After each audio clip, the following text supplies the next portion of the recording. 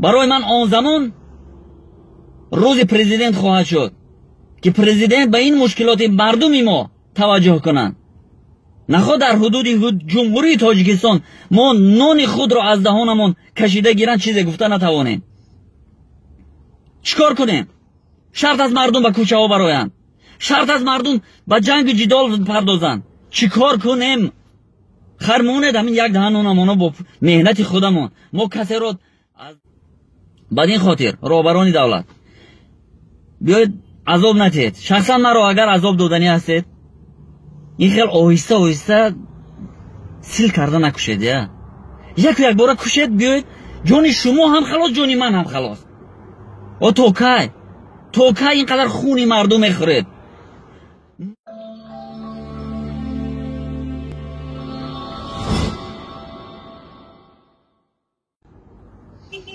السلام علیکم دوستانی عزیز. با یادتان یک مقال مردمی را میآورم که این زمان به درد من میخورد. نیاگان ما میگفتند که آرو گزید ورم کرد، شیشته علم کرد. واقعی با من رخ داد همین گونه یک حالت را میماند. چند ساعت پیش یک ناظر بازرسی دولتی اتومبیلی در یک از کوچه های شهر دوشنبه بازم داشت. سببش را پرسیدند، به مخابره برآمد و از آن سوی مخابره کسی بود گفت از فلان کوچه مسافر گرفت. گرچنده از کنار راه مسافر گرفتن یگان جنایتی هم نیست، قانون ویران کنی هم نیست. برای آنکه او به تو پول داد و بین شما یگان معامله اقتصادی به میان آمد و شما قانون را شاید ویران کردید، این را باز با گفتی مردم دکزت کردن در کار. خب چون ما که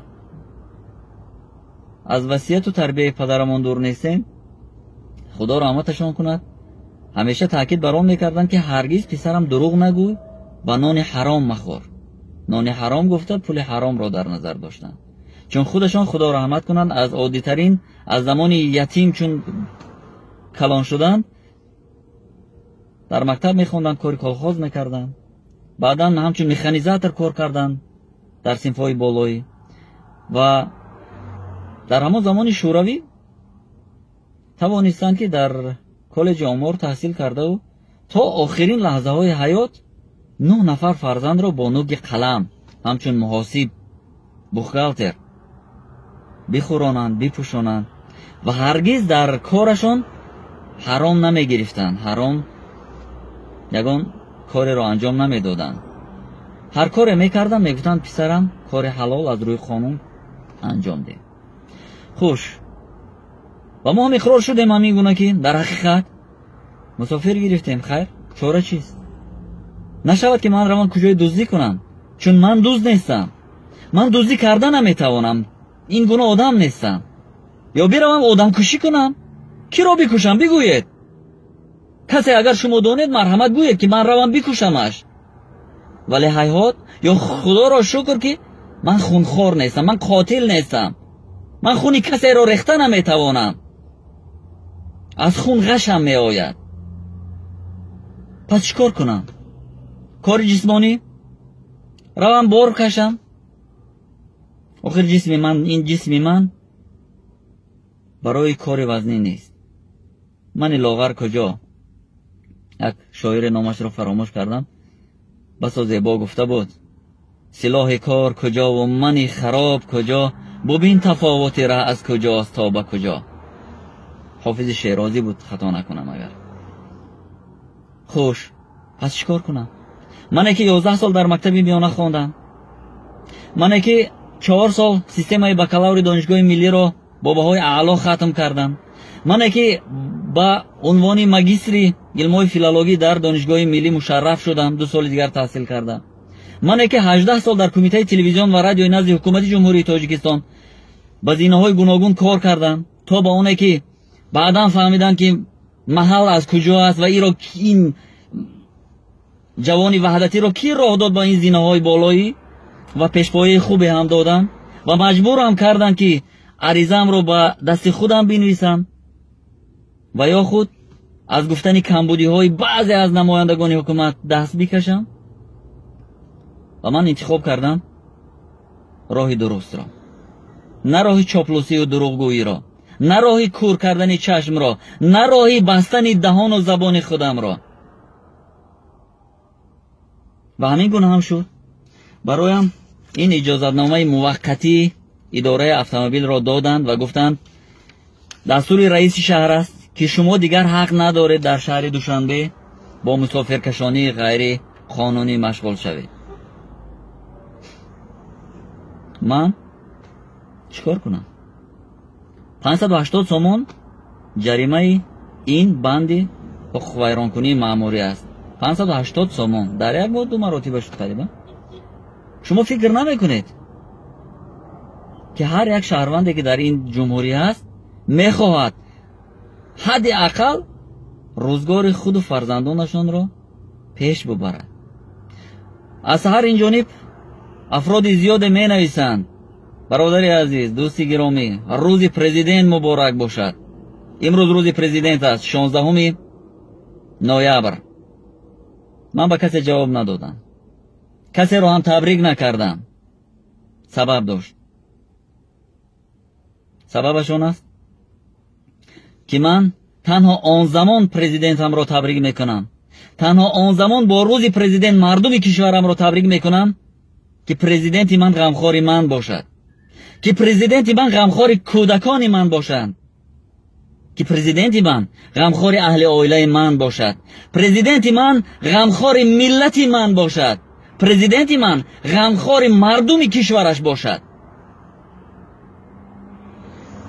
بدین خاطر یک مراجعتنامه دارم. مراجعتنامه به قهرمان تاجیکستان، اساسگزار صلح و وحدت، پیشوای ملت امام علی رحمان، به شاه بچه رئیس مجلس ملی مجلس عالی جمهوری تاجیکستان رستم امام علی، به آزاده رحمان رئیس دستگاه اجرایی پرزیدنت جمهوری تاجیکستان، از نامی من نمیتوانم خودم را دیگر ژورنالیست بگویم، چون با گفت یکی از مشاوران پرزیدنت، سابق مشاوران پرزیدنت شریف جان حکیم زاده که در یک صحبت ویژه‌شان در حضور سابق رئیس کمیته تلویزیون و رادیو خیلی هم ما را با گفت مردم نصیحت کردند و راهنمایی ها کردند. من یک بی‌ثبات، من اون کسی هستم که قلم ژورنالیستی ندارم. با گفتی حکیم زاده، من کسی هستم که 18 سال در آن کمیته کار کردم و چیزی را ندونستم. بی‌ثبات‌ترین، نادان‌ترین، بهنرترین ژورنالیست در آن کمیته بودم. همین گونه بهایم داد مشاور پرزیدنت اوید بکادر که امروز وکیل مردمی در مجلس نمایندگان است. من قائل شدم، قبول است گفتم. دانش، عقل، فراست چیزی است که خداوند نه به هر کس میدهد. خیر، خداوند اگر به ما نداده باشد شکرانش بگذار که آدمان با سواد کار کنند، دانشمند کار کنند. و یگانه شرطشان همین بود که دیگر اگر کار کردن میخواهی تنقید نکن، چیزی نگو. و ما هم گفتیم که هرگاه که خداوند کسی را سری مقام می آورد، از او فردا روز قیامت سوال خواهد کرد که چیکار کردی در کار خودت، برای پیشبرد جامعه، برای بهبود ساختن یک شرایط مردمی جامعه چیکار کردی. هر کسی را بهر کار ساختن، مهر آن را در دلش انداختن. و ما هم در کار خود صادقیم، صادق بودیم، هستیم و میمانیم. از کمبودی های جامعه میگوییم. امروز من همچون یک مثلا شهروند به این 3 مقام بالای حکومت جمهوری تاجیکستان مراجعت میکنم. یک شهروندی که جای دیگر کار نمیکند، شهروندی که مجبورش کردند از کار رفت. خب شما دیگر کار برای من تامین کرده نمیتوانید. اگر میتوانید مرحمت، من با مسافرکشانی مشغول نمیشوم. من هم هر روز از روی خوشی خرسندی از سحر تا شام به خاطر 5 سومون مردم سلامتی را از دست داده به کوچه نمیبرایم.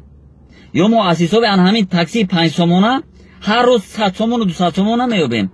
خب بعضا 40 سومون 50 سومون 60 سومون هر شکر خداوند هر خیل میشود. لیکن گرفتن آن خیل هر روز بعد 580 سومون جریمه کردن، شما 3 مقام والا در جمهوری تاجیکستان در نزد خداوند چی جواب میگویید؟ 580 سومون وقتی که معاش مینیمالی شما در یک کارخانه دولتی، من مثلا 860,000 سومون معاش میگرفتم در یک ماه که رفتن و آمدن راهکیرای من، خورد و خوراک من و فرزندانم، لباس و پوشاک من همش در آن داخل بود. چه خیلی شما با کدام عدل و انصاف میتوانید که 580 سومون جریمه کنید؟ همین مردم رو کی میخورد؟ همین مردمی که اول به گمان شما در کوچه های شهر دوشنبه با مسافرکشانی مشغولند، از روی خرسندی برآمدند. همه آنها میلیونرند. همه آنها روزانه 800 هزار سومون کار میکنند و 550 سومون یا 580 سومون برده به شما میسپارند.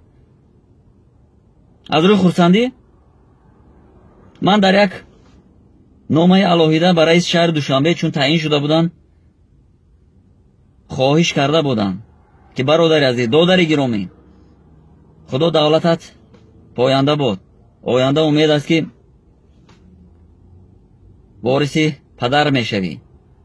کار کن که مردم از تو راضی باشند. امروز ناظر بازرسی دولتی اتومبیلی میگوید که رئیس شهر دوشنبه دستور داده است مسافرکشانی نکنه. مردم چیکار کنند؟ جای کار را کی مییابد؟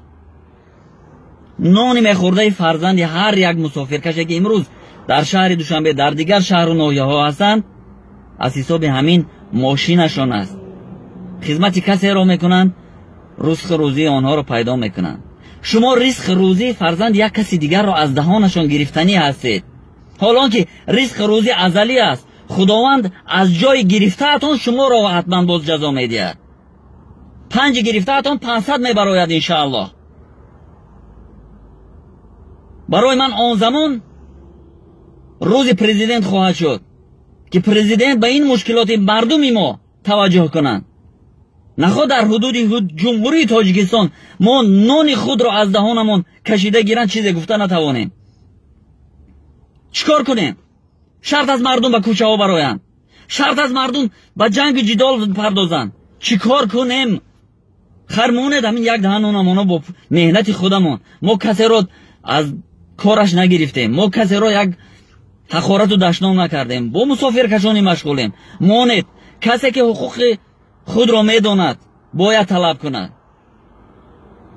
من 18,000 20,000 دلاری که میداشتم با گفت شما مسافرکشانی با ماشین های نو میکردم در اینجا نمیموندم، حتما یک تجارت میکشادم.